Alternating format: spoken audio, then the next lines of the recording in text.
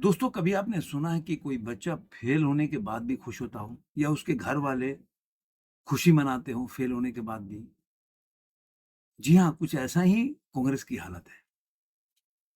चुनाव दर चुनाव हार रहे हैं, लेकिन उसके बावजूद भी दम देखिए।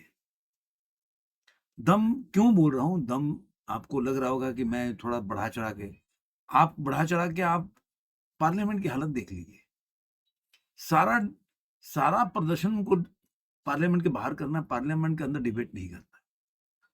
और यही वजहों से वो चुनाव दर चुनाव हार रहे हैं। अब आपने देखा होगा कि अभी राज्यसभा का चुनाव हुआ और 37 राज्यसभा के सीटों में से 22 जो है एनडीए गठबंधन लेके गई।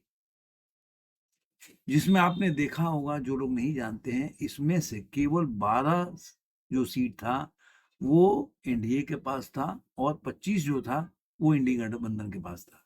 लेकिन 10 सीट आप देखेंगे, 22 तो उन्होंने बढ़त बनाया और एनडीए ने जो 12 था वो 22 पे चले गए। तो ये हालत है कांग्रेस की। और जो कांग्रेस 25 पे थी वो 15 पे आ गई। तो पूरा का पूरा देखेंगे, सिनेरियो पूरा बदल गया। तो जो लोग केवल जो लोकसभा का इलेक्शन हो, विधानसभा का इलेक्शन हो, उसमें हार रहे थे, पंचायत में हार रहे हो, जो लोग ये दम भर रहे थे कि भाई यार ये मैं जो ईवीएम से चुनाव नहीं होना थे, बैलेट पेपर से भी पंचायतों में चुनाव हुआ कई जगह, वहां पे भी हार गए। अब राज्यसभा में भी उनकी हालत। और आने वाले दिनों में भी आप देखिए कि 5 राज्यों का चुनाव शुरू होने वाला है, 9 अप्रैल से शुरू हो जाएगा। 4 मई तक आप देखेंगे उसका रिजल्ट भी आएगा। तो एक कहावत ये भी चल रही है, 4 मई कांग्रेस गई। 4 मई के बाद कांग्रेस इन पांचों राज्यों से गायब हो जाएगी। उसके चांसेस केरल में था जीतने के लिए, लेकिन अब वो चांसेस भी कम दिख रहे हैं। अब मैं बोल रहा हूं कि ये तो बताया मैंने आपकी कि कांग्रेस की हालत पतली केवल चुनाव में नहीं हुई। चुनाव के पहले आसाम में बहुत बड़ा गोटी हो गया। क्या हो गया? आपने देखा होगा कि असम के इलेक्शन में अभी आपने देखा होगा कि बिहार में किस तरह से जो 4 में 3 या 4, हाँ, 3 जो है कांग्रेस के विधायक जो है गायब हो गए, एक आरजेडी का। ये भी चल रहा है। उन लोगों ने कांग्रेस के जो 37 वोट बीजेपी के पास था, उन्होंने गायब हो दिया। तो जो 41 पे होना चाहिए था, वो 37 पे आ गया। ये सेम हुआ हरियाणा में भी और ये सेम हुआ उड़ीसा में भी। और सबसे बड़ी बात इसमें कि मुस्लिम जो लोग, मतलब मुस्लिम ऐसे विधायक हैं जो 5 हैं, उन्होंने भी कांग्रेस के खिलाफ वोट दिया। अब इसमें से देखो, हरियाणा के 2 मुस्लिम विधायक जो हैं, उन्होंने भी 5 विधायकों में से राज्यसभा के में 5 विधायकों में से जो राज्यसभा के जो वोट हैं, उन्होंने बोल सकते हैं कि एक कहावत है ना कि अंतरात्मा की आवाज, वो वाली कहानी हो गई कि नारायणगढ़ में शैला चौधरी, अब पुन्हाना से मोहम्मद इलियास और हथीन से मोहम्मद इस्राइल और सदौरा से रेणु बाला ने क्रॉस वोटिंग किया। अब देखिए, इसमें मोहम्मद इलियास और मोहम्मद इस्राइल इस्राइल जो है, दोनों लोग मुस्लिम हैं। इन लोगों ने कांग्रेस के को भी वोट नहीं दिया।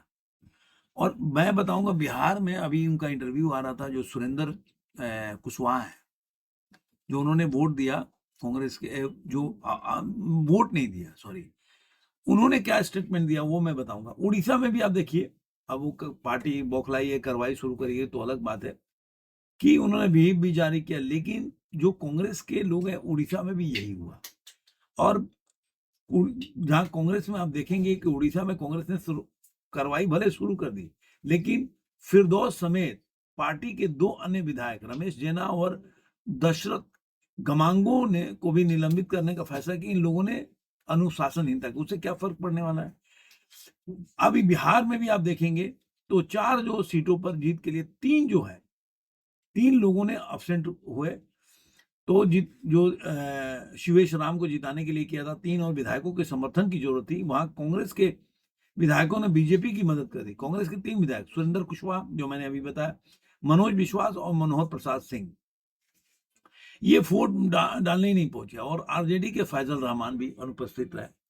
तो इस तरह से देखेंगे कि कहाँ-कहाँ से ये लोग अब बीजेपी के कैंडिडेट को जिताने में इन लोगों ने बहुत मदद की। और एक बहुत अच्छा है कि इस बार का जो राज्यसभा का चुनाव हुआ और जो भी चुनाव हुआ उसमें आप बोल सकते हैं, एक बंदे ने कमेंट किया जहाँ पे उड़ीसा में लाज बचा ली। क्यों? क्योंकि वहाँ कांग्रेस थी, राहुल गांधी का बहुत बड़ा देन है।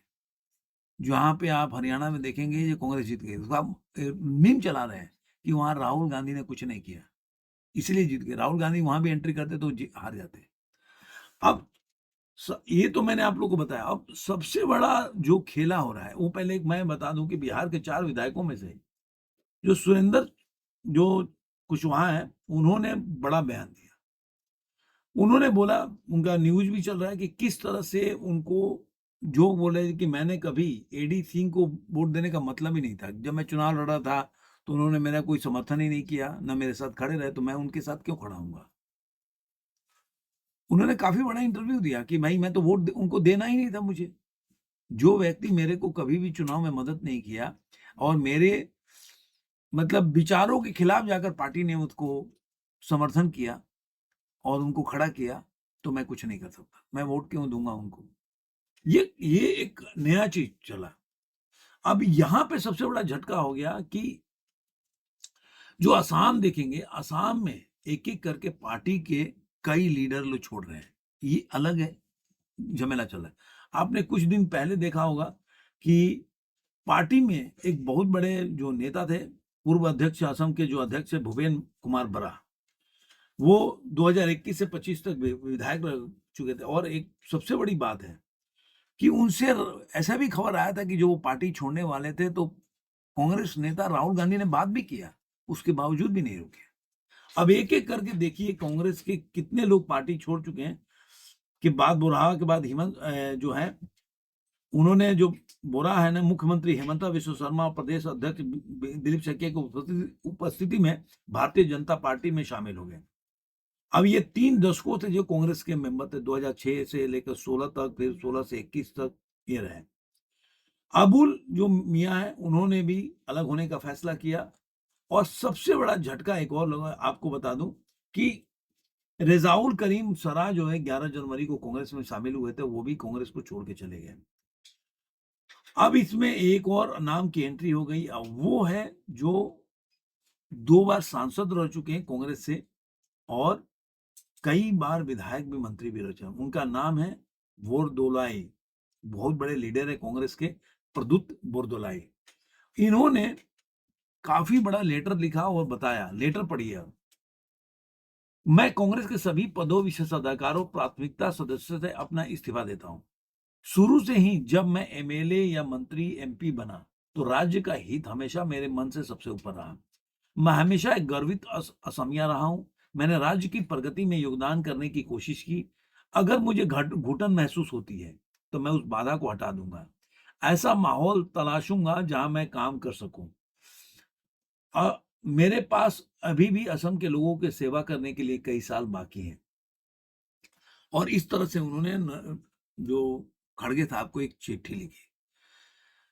ये आपने देखा होगा, जितना हेमंता विश्व शर्मा से लेके जिन लोगों ने, जितेंद्र प्रसाद हो, जितने लोगों ने कांग्रेस पार्टी छोड़ी है, वो सबके साथ यही होता है कि वो मानते, एक तो राहुल गांधी मिलते नहीं है, और राहुल गांधी मिलते ही है। राहुल गांधी ऐसे वामपंथी लोगों के बीच में है जो उन्हीं की बातों को, या वो उनकी बात सुनते हैं या वो अपना ज्ञान वामपंथी वाला देते हैं। अब दोनों कौन वामपंथी ज्यादा हो गया वो बोलना मुश्किल है। तो जो विकास के काम है, आप पार्लियामेंट में देख लीजिए। आप एक मुद्दा उठाएं, जैसे कि आप मान लीजिए कि आपने उठाया कि भाई नरवणे पे विरोध करना है। फिर आपने उठाया कि नहीं भाई, जो मिडिल ईस्ट में क्लैश चल रहा है, जो पेट्रोल का दाम का चल रहा, तो जब उस पर आपने नोटिस दिया तो आपको डिबेट उस पर करना चाहिए। नहीं भाई, उस पर नहीं करना। बात किस पे? सेकंड था जो बजट पे इनको भाषण करना था, इन पे डिबेट करना। तो पहला वाला तो चला गया ऐसे ही, दूसरा तो बजट का सेशन चला, वैसे ही इनका अलग अलग नरवणे से लेके अलग अलग लेके आए। अब जब इन्होंने नोटिस दिया कि मैं मिडिल्स पे जो गैस पेट्रोल का दाम है उसके ऊपर बात करूंगा, तो उन्होंने फिर वो लेके चले स्टीम फाइल। क्योंकि मैं हमेशा बोलता हूं, वो व्यक्ति कोई भी ऐसा उसका इच्छा नहीं है कि मुझे कुछ करना है या देश के लिए, या मुझे मुझे खुद ही कांग्रेस पार्टी को सत्ता में लाना, ऐसा कोई उनकी इच्छा नहीं है। उनका इच्छा इतना ही है कि कैसे अराजकता फैली रहे और कैसे न्यूज़ में बने रहें। और मैं बार-बार बोलता हूँ कि न्यूज़ वाले कोई भी चैनल उठा दिए, 99% जितने चैनल हैं, उनके 99% न्यूज़ राहुल गांधी पे बेस होता है। मैं शब्द ही नहीं बोल सकता, राहुल गांधी खाएँगे और कुछ भी करेंगे तो उसपे डिबेट करने लगते हैं। ये आप उठा के देख लो, मेरे को छोड़ दो, कोई भी जो भी इनका प्राइम टाइम का थंबनेल उठा के देख लो किसी भी चैनल का, तो राहुल गांधी ने क्या बोला है, राहुल गांधी क्या खा रहे थे, राहुल गांधी कैसे लेटे थे, सब पे डिबेट करते हैं। फिर भी इनको लगता है कि नहीं, इनको तवज्जो नहीं दी जा रही। पार्लियामेंट में इनको बोलने नहीं दिया जाता, जबकि पीएम को नहीं बोलने देते, लेकिन इनको बोलने नहीं दिया जाता। तो ये चीज़ है कि इसीलिए मैं बोलता हूँ, फेल होने के बाद अगर किसी को पास होने का दम है, तो वो राहुल गांधी में है और उनके जो आर्मी है, उनके इर्द-गिर्द चमचे घूमे गिरा तो उनका है। दोस्तों, आपको ये वीडियो कैसा लगा ज़रूर कमेंट में बताइए। फिर मिलेंगे किसी और वीडियो में। आज के लिए इतना ही।